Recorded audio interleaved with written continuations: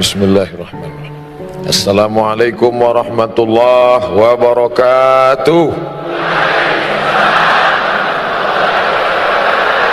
Bersyukur kepada Allah dengan mengucapkan alhamdulillahi rabbil alamin. Bersolawat kepada Rasulullah dengan mengucapkan Allahumma salli ala sayyidina Muhammad wa ala ali sayyidina Muhammad. Tadi naik ke atas, saya melihat yang saya cari gambar saya. Ternyata ada. Kalau gambar kita saja begitu penting bagi kita untuk mencari tentang status identitas, karena yang ada gambarnya di sini berarti ustadz yang diundang. Maka andai tidak ada gambar saya tersinggung juga. Apalah arti gambar Ustaz? Baleho kan sudah banyak. Ini masalah identitas status diri.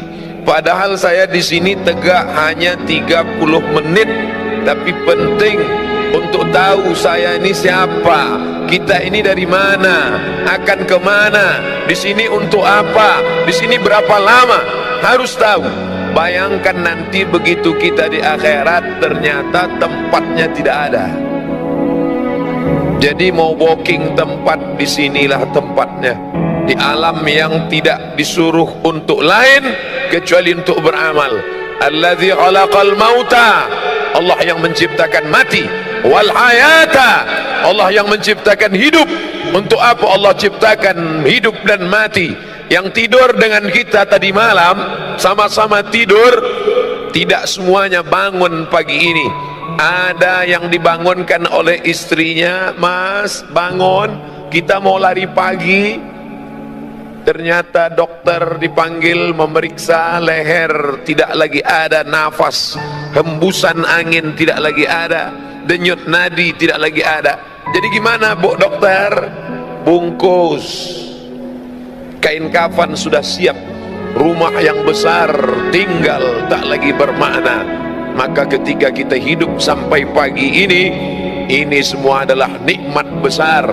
Ada orang kirim WA ke saya, Ustadz Somad, ya, kenapa Allah ciptakan hidup? Boleh nggak saya minta mati saja, lalu kemudian nggak usah ada sorga, nggak usah ada neraka? Membaca itu saya emosi. Kamu cari jembatan, kamu terjun, mati saja kamu. Habis itu dia nggak WA lagi. Saya yang cemas, jangan-jangan dia betulan terjun. Padahal kalau dia mau cari jawabannya ada di juz 29 surat yang pertama. Kalau dibaca 30 ayat ini sebelum tidur malam, dijaga Allah dari azab kubur. Kita bolak-balik minta, Allahumma inni a'udzubika min azabi jahannam wa min azabil qabr. Minta jauhkan dari azab kubur. Tapi kalau kau baca 30 ayat ini, Allah jauhkan dari azab kubur. Apa dia? Surat Al-Mulk juz 29 surat yang pertama. Tabarakalladzi biyadihil mulku wa huwa ala kulli syai'in qadir. Alladzi khalaqal mauta, Allah yang menciptakan mati. Wal hayata, Allah yang menciptakan hidup. Allah ciptakan hidup, Allah ciptakan mati. Lalu engkau berada di antara dua tangisan. Saat engkau lahir, engkau menangis. Saat engkau mati, engkau akan dilepas dengan tangisan. Saat engkau lahir, engkau menangis. Saat engkau mati, engkau ditangisi. Antara dua tangisan itu ada senda gurau, ada tawa, ada canda, ada terbahak-bahak ketika bahagia, ada sedih ketika duka. Tapi sebenarnya hikmah dari hidup dan mati, liyabluwakum ayyukum ahsanu amala. Yang diuji Allah yang paling mulia, ayyukum ahsanu amala, yang paling baik amalnya. Apakah yang di atas ini lebih mulia? Apakah yang ada gambarnya di poster baleho ini lebih mulia? Apakah yang bicara ini lebih mulia? Belum tentu, saudaraku. Karena perjuangan orang kita tidak tahu, kita hanya tahu finalnya saja. Ada acara pagi ini di Jakarta Convention Center, Ustadz Abdul Somad bicara jam 8.30 sampai jam 9. Yang penting dia datang. Proses bagaimana dia datang orang tidak tahu. Jam 10 tadi malam kami berangkat dari Sawang. Pernah dengar Sawang? Cari di Google Maps. Satu kecamatan di Aceh. Jam 10 tadi malam dari Sawang. 11, 12, 1, 2, 3, 4. Jam 4 sampai di Medan, Kuala Namu. Langsung nunggu pesawat. Jam 5 langsung berangkat. Jam 6, jam 7 sampai di Bandara Soekarno-Hatta. Dari bandara dibawa naik mobil menuju pangkalan heli.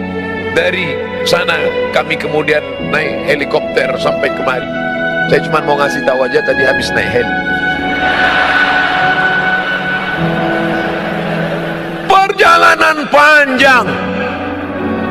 Apa yang Ustaz kesalkan? Naik heli cuma 5 menit. Saya bisik ke Mas Ari Untung, ini bisa ditambah nggak? Kata beliau, Ustaz nanti pulang naik lagi. Oke kalau gitu. Dari tempat heli kemari, perjuangan panjang lagi. Masuk lorong, keluar lorong, masuk gang, keluar gang, potong jalan. Bapak polisi menahan, tidak boleh lewat. Ternyata yang bawa polisi juga boleh. Akhirnya sampai kemari. Perjuangan panjang. Saya dari awal sudah nyerah. Ketika Mas Ari Untung dan sahabat-sahabat artis hijrah, Ustadz Somad bisa acara GCC pada tanggal sekian, mohon maaf saya di Aceh, saya nggak bisa. Dikontak dengan Ustadz Haji Fadil Rahmi di Aceh, Ustadz Fadil bisa kita? Tidak bisa. Tapi ternyata semangat sahabat-sahabat. Saya ternyata datang bukan mengajar, saya justru belajar dari semangat mereka. Allahu Akbar. Saya belajar dari mereka. Nampaknya saya yang mengajar. Dibuatkan gambar Ustadz Somad, diapit oleh UBN dan Ustadz A'agib. Di bawah ada Ustadz Felix Siau, Ustadz Salim Afillah. Di atas kepala saya ada bulatan. Biasanya yang di atas kepalanya ada bulatan itu dua, orang suci dan hantu.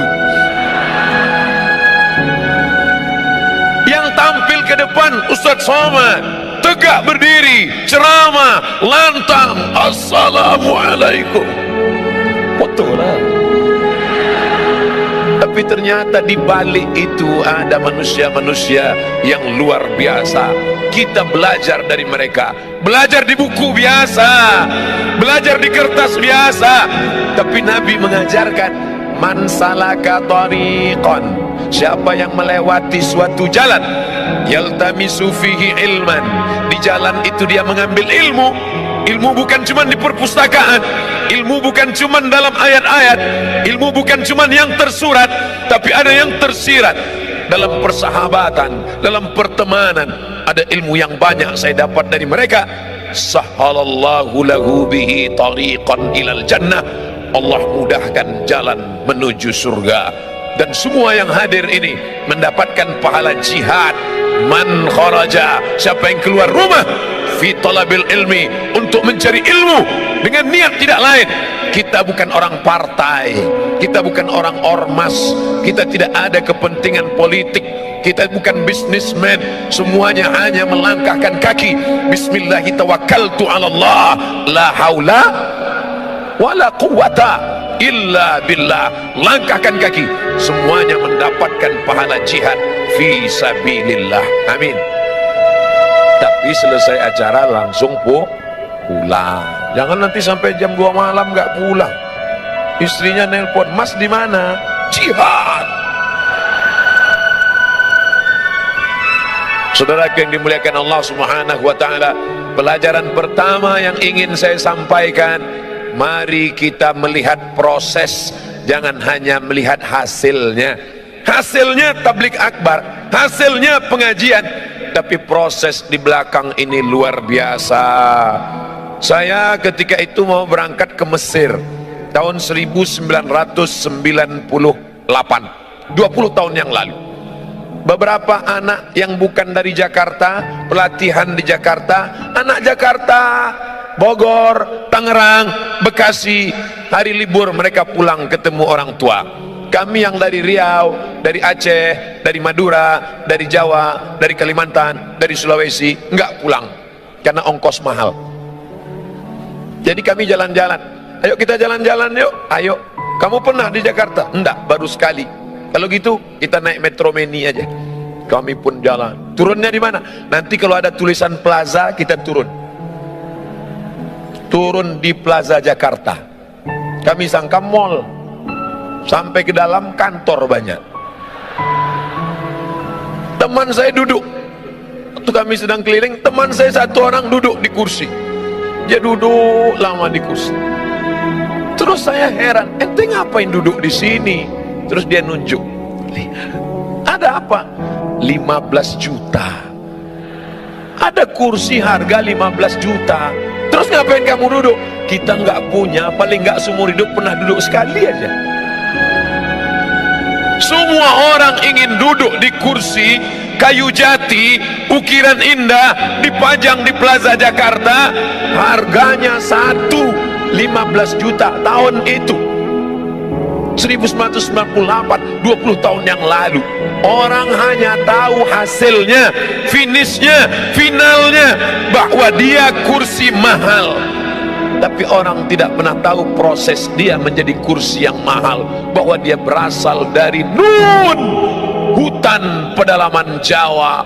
Berapa lama dia di tengah hutan, digergaji, dipotong, dikuliti, dipahat, diukir, di kertas pasir, didempul, disayat, disobek, dipotong. Setelah itu dipaku, dibawa ke Jakarta, lalu kemudian dicat, bernis, cantik, indah, barulah dipajang. Orang hanya melihatnya. Berjalanlah ibu-ibu, bisnismen, wanita karir yang kaya dengan suami yang super kaya, gayanya luar biasa walaupun hutangnya di mana-mana. Jalan mereka, papa, kita beli kursi ini ya. Iya, begitu lihat harganya, banyak suami yang tekanan darah tinggi karena keinginan istri yang luar biasa. Jangan, Allahu Akbar. Apa yang terjadi? Orang tahu hasilnya, tapi proses dia untuk sampai ke Jakarta orang tidak pernah tahu. Seorang gadis cantik jelita melihat di etalase kaca cincin indah rupawan berjalan bersama seorang laki-laki yang gagah perkasa. Mas, nanti di hari pernikahan kita pakai cincin ini ya. Iya, cincin emas kuning berkilau dengan permata intan yang luar biasa. Orang cuma tahu cincin emas disematkan di tangan seorang mempelai perempuan, tapi orang tidak pernah tahu proses cincin itu menjadi cincin bagaimana. Dia Nun dari pedalaman sungai di Kalimantan. Mereka mengambil kuali. Kuali bukan untuk masak, tapi saat itu dimasukkan tanah liat yang kuning, dimasukkan ke dalam kuali, digoyang di tepi sungai untuk memisahkan tiga yang kuning. Kuning tanah liat, kuning emas, dan kuning satu lagi. Setelah diadakan seleksi fit and proper test, yang tanah liat buang, yang kotoran sampah buang, hanya menghasilkan butiran-butiran emas kecil. Butiran emas ini disatukan dengan emas, lalu kemudian dibakar, diberi merkuri, lalu kemudian dipahat, lalu kemudian diukir, lalu kemudian dibentuk, dilihat oleh tukang emas yang begitu indah dengan kacamata super besar. Lalu mereka melihat detail, cantik, unik, indah. Orang tidak pernah tahu proses itu, orang cuma tahu hasilnya saja. Allah tidak tanya kita, hai sahabat hijrah, sudah berapa orang yang kau buat bertobat? Hai Ustadz, sudah berapa orang kau beri hidayah? Ustadz somad ceramah di tempat orang yang sudah baik-baik. Ini yang di depan saya ini insya Allah semuanya baik-baik, amin. Mereka meluangkan waktunya di hari libur, tinggal di ibu kota Jakarta, sibuk, macet, ribet, sulit, susah. Pagi dia sudah keluar rumah jam 4, masuk kantor jam 7.30, pulangnya jam 4 sore, sampai rumah jam 8 malam. Senin, Selasa, Rabu, Kamis, Jumat, 5 hari penuh dengan tekanan. Di kantor ditekan atasan, di jalan kena tilang, di rumah ditekan istri. Kalau dia tidak ngaji, maka dia akan stres. Di tengah kota yang besar, semakin banyak tekanan, semakin sulit kehidupan, maka rumah-rumah yang menawarkan ketenangan palsu semakin banyak. Anda stres, Anda tertekan, Anda depresi, hadirlah ke rumah ini. Naikkan kaki kanan ke paha kiri, naikkan kaki kiri ke paha kanan, pejamkan mata, tarik napas panjang-panjang. Tarik, tarik, tarik, tahan, keluar dari belakang. Tidak ada jalan lain kecuali ketenangan yang didatangkan oleh pengajian. Alhamdulillah. Tapi yang ini sudah baik, Ustaz. Ini ring 1. Ini orang-orang yang sudah dapat hidayah. Lalu yang menyentuh mereka yang masih di diskotik, yang masih di lapangan parkir, yang masih di tempat-tempat maksiat, yang masih dugem. Ustaz kayak tahu aja dugem, tahu, duduk sambil gemetar. Yang masih melakukan perbuatan dosa, siapa yang menyentuh mereka? Ustaz Somad hanya tabligh akbar di depan orang banyak. Semuanya sudah siap. Mobil disiapkan, pesawat disiapkan, helikopter disiapkan, ojek disiapkan, tempat duduk disiapkan, pentas disiapkan. Kalau mau berdiri silakan berdiri, nanti kalau nggak tahan silakan duduk. Bantal sudah siap kalau mau baring, mikrofon sudah siap, lampu sudah terang, semuanya sudah oke. Abdul Somad jihadnya tidak ada, tapi nun di sana. Dia bukan LCMA, dia bukan ustadz, dia bukan doktor, dia tidak pernah di Mesir, dia tidak pernah di Kairo, dia tidak pernah di Madinah, tapi ternyata dia lebih mulia daripada Ustadz Somad. Yang mengatakan begitu siapa? Nabi Muhammad sallallahu alaihi wasallam. Ayyahdiyallahu bika rajulan wahidan, satu orang dapat hidayah dari mulutmu, khairum min humurin na'am, lebih baik daripada kau memiliki seekor onta yang merah. Onta merah, kendaraan termahal zaman Nabi SAW. Siapa yang mendapatkan itu? Bukan engkau Ustaz, bukan engkau Ustaz. Foto siapa yang Ustaz tunjuk? Ya saya sendiri. Ustaz lainnya nggak boleh. Bukan engkau Ustaz Somad. Tapi mereka yang di sana, di sela-sela ngobrol sambil makan, dia tidak ceramah. Jangan mentang-mentang udah ngaji lalu pulang dari sini kumpulkan teman-teman, assalamualaikum, neraka jahanam, neraka, neraka. Bukan begitu.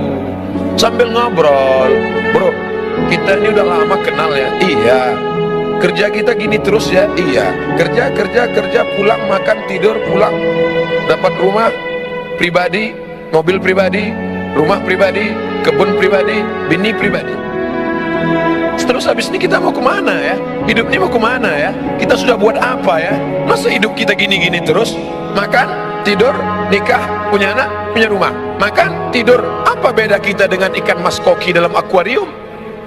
Makan, siang kasih pelet, sore kasih pelet, habis itu punya anak, habis itu mati lampu, mati. Apa beda kita dengan ayam yang diternak, dikasih makan, dikasih makan, dikasih makan, kawin, bertelur, punya anak, habis itu dipotong, mati. Orang hidup tidak punya misi. Siapa orang yang paling rugi?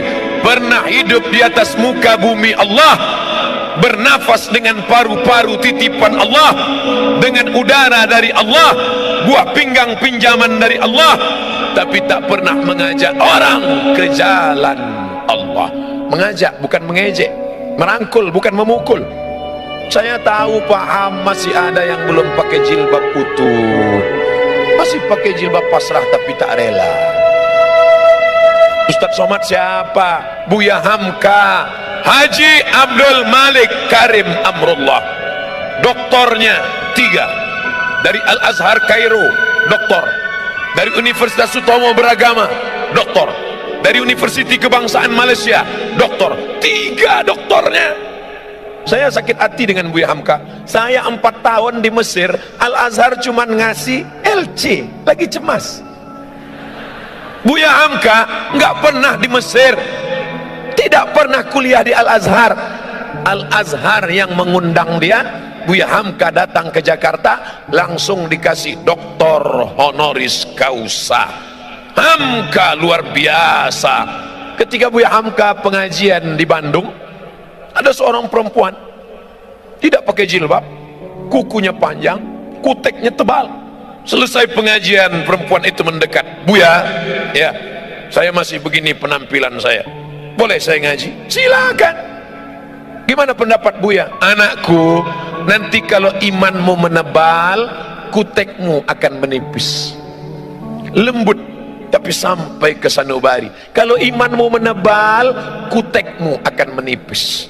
Saudariku, kalau imanmu menebal, lipstikmu akan menipis. Saudariku, kalau imanmu menebal, bedakmu akan menipis. Ustadz nunjuknya kok ke sini. Nanti kalau ke sini kebetulan kena wajahnya tersinggung. Saudara yang dimuliakan Allah Subhanahu wa taala, "Lau kunta fazzan ghalizal qalbi," kalau kau kasar, kata-katamu menyinggung perasaan, tidak mungkin mereka akan mendekat. Sedangkan Nabi Musa gagah, perkasa menghadapi Fir'aun, kejam, zalim, luar biasa. Tapi apa kata Allah? Wa qula lahu qawlan layyina, katakanlah kata-kata yang lembut, la'allahu yatadzakkara aw yakhsha, mudah-mudahan Fir'aun tersentuh hatinya. Makanya Fir'aun tidak meminta, ya Allah beri aku tongkat abrakadabra bim salabim, kalau dipukul ke laut merah akan terbelah jalan. Berikan aku tongkat, kalau ku pukul ke lantai memancar 12 mata air. Tidak. Apa yang diminta oleh Musa, Rabbis rahli sodri, lapangkan dadaku, lapangkan dadaku menerima orang banyak ini menghadapi Fir'aun. Wa yassirli amri, mudahkan urusanku. Wahlul uqdatam min lisani, mudahkan urusanku. Wahlul uqdatam min lisani, hilangkan yang membuat aku tidak bisa bicara, sulit aku bicara. Wahlul uqdatam min lisani, supaya apa? Yafqahu qawli, supaya mereka paham ucapanku. Itu juga doa tadi yang saya baca sebelum naik ke atas. Ya Allah, yang akan kuhadapi ini hambamu, yang kuijak ini bumimu, yang kukatakan ini firmanmu, yang kusampaikan ini sabda nabimu. Tolong aku, tak ada beda aku dengan mereka. Aku sama-sama hina, rendah, tak ada apa-apanya. Ini kuasamu ya Allah. Begitu juga dengan adik-adik yang kebetulan di kantornya, di kampusnya jadi rohis, bicara depan orang banyak. Ustadz Somad, tolong beri kami pelatihan Ustaz. Saya kalau ngomong depan orang rasanya mikrofon tuh mau copot. Assalam. Gimana sih caranya Pak Ustaz? Anggap yang ada di depanmu itu, walaupun dia menteri, walaupun dia profesor, walaupun dia pejabat, walaupun dia orang kaya, engkau hamba Allah, aku hamba Allah. Engkau hebat karena kau duluan lahir. Walaupun kau orang kaya, walaupun kau pejabat, walaupun kau konglomerat, walaupun kau diplomat, walaupun penjual tomat, maka engkau semuanya sama di hadapan Allah. Tapi dalam hati aja, jangan diomongin. Jangan nanti diminta. Berikut ini mari kita dengarkan kultum dari adik kita rohis. Walaupun kalian pejabat, walaupun kalian orang kaya, nanti dia tersinggung. Cabutlah kalau gini. Saudaraku yang dimuliakan Allah Subhanahu wa taala, hidup ini berapa lama? Kemarin baru reuni dengan teman-teman, 20 tahun nggak ketemu. Ke Mesir 98, sekarang 2018, 20 tahun nggak ketemu. 20 tahun yang lalu imut-imut, sekarang tahu sendiri. 20 tahun nggak ketemu, pertanyaannya, anak kamu berapa? Anak kamu berapa? Ada juga yang iseng, istri kamu berapa? 30 tahun nggak ketemu, pertanyaannya sudah mulai berubah. Kamu sakitnya apa? Aku di bawah, asam urat. Aku di tengah, jantung koroner. Aku diabetes mellitus. 40 tahun nggak ketemu, pertanyaan mulai berubah. Makam Somad di mana?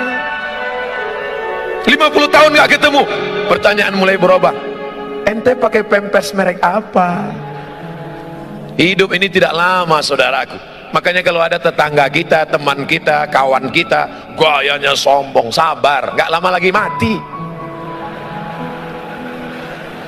Yang penting itu bukan dia akan sakit, dia akan sakit, dia akan depresi, dia akan stres, dia akan mati sebelah, dia akan mati. Yang penting itu bagaimana kita menyelamatkan dia, jangan sampai su'ul khotimah. Bukan kita ingin selamat sendiri. Orang beriman tidak boleh selamat sendiri. Yang penting saya selamat, yang penting istri saya selamat, yang penting anak saya selamat, yang penting keluarga saya selamat. Masalah orang lain bukan urusan saya. Bukan orang beriman. La yu'minu ahadukum, kamu tidak beriman hatta yuhibba li akhi, sampai kau sayang kepada saudaramu ma yuhibbu li nafsi, sama seperti sayang pada diri sendiri. Inilah dunia. Dunia ini bukan luas saudaraku. Inilah dunia pentas panggung sandiwara, dari ujung, tengah, sampai ke ujung. Semua yang naik ke atas pentas ini pasti turun. Semua yang naik ke atas pentas ini pasti turun. Agim sudah naik ke atas pentas ini? Sudah. Habis masanya beliau turun. Ustadz Hanan Attaqi sudah turun. Ustadz UBN sudah turun. Ustadz Salim sudah turun. Sekarang giliran saya. Nggak lama lagi nampaknya turun juga. Tidak lama. Kira-kira kalau waktunya sudah habis, apakah boleh Ustadz Somad ketika datang berbisik, Ustadz mohon maaf waktu sudah habis, saya nggak mau turun? Nggak bisa. Sampai masanya kita akan turun saudaraku. Maka jangan bersedih, jangan berduka, jangan takut. Penyakit yang paling mengerikan dalam hidup adalah takut sedih. Takut kehilangan suami, takut kehilangan anak, takut kehilangan harta, takut pensiun makan apa, takut nanti gimana, takut nanti gimana. Hilangkan rasa takut. Takut Pak Ustaz, ada yang maha besar. Angkat kedua tanganmu, serahkan pada Allah. Allahu Akbar. Kepala ini terlalu kecil saudaraku. Kepala terlalu kecil. Dunia mau kau masukkan ke kepalamu, nanti pecah, pecah pembuluh darah. Tapi jangan gara-gara ini lalu selesai pengajian gak ada mikir dunia. Pulang dari sini bawaannya santai aja. Bro, gimana program kita visi misi ke depan? Aku mau mati aja udah. Jangan. Besok masuk kantor tetap semangat. Yang bisnis lanjutkan. Ibu-ibu entrepreneur lanjutkan. Tapi orientasi bukan dunia semata. Yang cari rezeki niatnya untuk apa? Bangun pesantren, dirikan masjid, sekolahkan anak yatim, bantu fakir miskin. Cari dunia, bisnis sibuk, tapi orientasinya bukan untuk beli tas kulit 1 lemari, bukan untuk beli baju 3 lemari, bukan untuk beli cincin sampai 4, kemana-mana jalan gini terus. Sebentar-bentar, jam berapa ya? Lama. Hanya ingin menunjukkan gelang emas yang besar. Dia tidak tahu di samping ada orang kumat darah tingginya yang lihat itu. Saudara yang dimuliakan Allah Subhanahu wa taala. Oleh sebab itu, ini menjadi perenungan. Kita di sini nggak lama. Berapa lama? 63 tahun. Saya sudah hitung-hitung, insya Allah mati 2040. Ustaz tahu dari mana? Lahir 1977. Sekarang 2018. Saya hitung-hitung umur 41. Tapi kata HP terakhir 27. Waktu selfie, Ustaz selfie 27. Nanti mati umur 63. Kalau sampai alhamdulillah, nggak sampai alhamdulillah, nggak usah terlalu pikirin hidup. Allahumma ja'alil hayata ziyadatan lana fi kulli khair. Kalau kau takdirkan aku besok pagi hidup, tadi malam doa saya, ya Allah, kalau kau takdirkan aku besok pagi hidup, maka amalku bertambah karena aku bertemu dengan saudara-saudaraku di GCC. Tapi kalau kau takdirkan aku tadi malam mati, alhamdulillah, berarti pagi ini tidak lagi melihat orang pakai rok panjang tapi resleting belum dipasang. Di mana? Di pesawat tadi. Bapak Ibu yang dimuliakan Allah Subhanahu wa taala. Oleh sebab itu maka ini hanya persinggahan semata, saudaraku. Kita ini dari mana? Alam roh. Kita dari alam roh. Bapak, ibu, saya, panitia, adik-adik, sahabat-sahabat artis hijrah, kita dari alam roh. Habis dari alam roh kemana? Mampir ke alam rahim 9 bulan 10 hari. Cuman 9 bulan 10 hari. Yang mau nambah nggak bisa. Setelah itu pindah kemana? Pindah ke alam dunia 63 tahun. Habis dari sini kemana? Ke alam kubur. Berapa lama? Nunggu ditiupkan sangkakala hari kiamat. Habis alam kubur kemana? Alam akhirat. Aku ingin ke dalam lima alam ini dalam keadaan baik dan selamat. Makanya doa kita, Allahumma khtim lana bihusnil khatimah. Berteman kita di sini, setelah mati nanti juga tetap berteman. Begitu dapat berita jamaah SMS, Ustadz yang kemarin memberi materi di GCC ternyata sudah meninggal dunia. Apa kata jamaah? Memang sudah kulihat tanda-tandanya kemarin. Biasa kan Ustadz itu pakai baju putih, kemarin tiba-tiba pakai baju berwarna, langsung mati dia. Biasa kan Ustadz itu pakai peci, tiba-tiba dia pakai topi hijrah face. Orang selalu mengait-ngaitkan dengan sesuatu yang tidak biasa. Mati, meninggal, putuskah hubungan kita? Tidak. Sahabatku dari Jakarta akan berkata untuk almarhum Ustadz Abdul Somad di Pekanbaru, Al-Fatihah. Jangan baca sekarang, mengalir saudaraku. Walaupun sudah mati meninggal, kalian akan tetap mengingat Abdul Somad. Bahkan mungkin dalam keadaan duduk selesai salat, Bismillahirrahmanirrahim, Qul huwallahu ahad, Allahu somad. Ada WA masuk, Ustaz, saya setiap baca Qul huwallahu ahad, Allahu somad selalu ingat Ustaz. Yang WA anak gadis lagi. Saudaraku yang dimuliakan Allah Subhanahu wa taala, tapi yang paling kita inginkan adalah ketika nanti di padang mahsyar tidak ada atap, tidak ada tenda.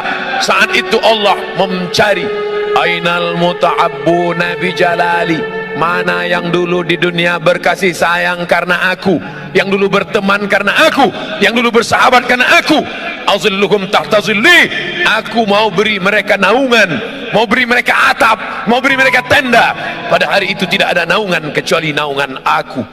Berteman karena harta akan binasa, berteman karena kuasa akan berakhir dengan datangnya KPK, berteman dengan popularitas akan sirna, tapi berteman karena la ilaha illallah Muhammadur Rasulullah, itu yang akan kekal abadi selamanya. Ya Allah, aku ingin saat di padang mahsyar berteman aku dengan sahabat-sahabat sekarang, berteman dengan para tuan-tuan guru, ustad-ustad, bukan sekedar berteman di baleho ya Allah, tapi berteman jugalah kami nanti hendaknya saat masuk ke dalam surga bersama Nabi Muhammad sallallahu alaihi wasallam. Amin. Ternyata masuk surga itu tidak sendirian, masuk surga itu berjamaah. Wasiqal ladzina taqaw rabbahum ilal jannati zumara. Sumara, berjamaah. Makanya yang sudah buat komunitas jamaah, pemuda hijrah, artis hijrah, petatu hijrah, potatu hijrah, terus berjamaah, pejuang subuh, geng motor syariah, jombloan sejati, terus harus komunitas hijrah. Hari ini berkumpul semuanya dalam komunitas yang besar bernama Hijrah Fest. Nanti dipanggil oleh malaikat. Berikut ini masuk surga nomor kelompok 005 Hijrah Fest dari Jakarta. Masuk semuanya. Yang pertama Adi Untung, karena beliau yang jemput saya ke airport tadi. Masuk.